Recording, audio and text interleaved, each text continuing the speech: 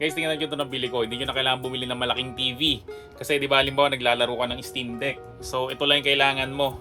X-Real na Air 2. Yan, so meron siyang wire. Susot mo yung salamin. Yan, so alisin ko muna yung takip para makita ko yung screen ko. Syempre, pag nasuot mo na siya, itong kabila, isusuksok mo lang siya dito. Yan, sa USB rin niya. Tapos, i-on mo lang siya. So, magpo-project sa may harapan mo. 130 inches na screen. Grabe, laki na ito. Yan, so malinaw na malinaw siya, guys. And at the same time, guys, meron siyang speaker dito. Yan, ang ganda ng tunog niya. Ewan ko, naririnig nyo.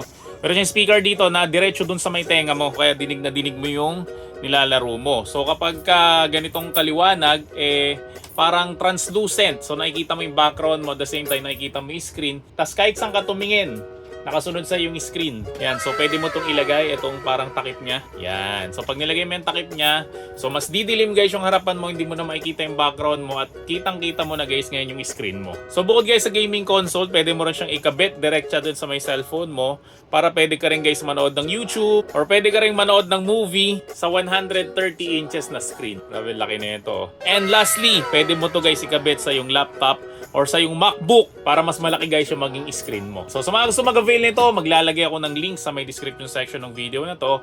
At make sure lang guys na yung link na yan ay i-click mo para siguradong ito yung nabibili mo.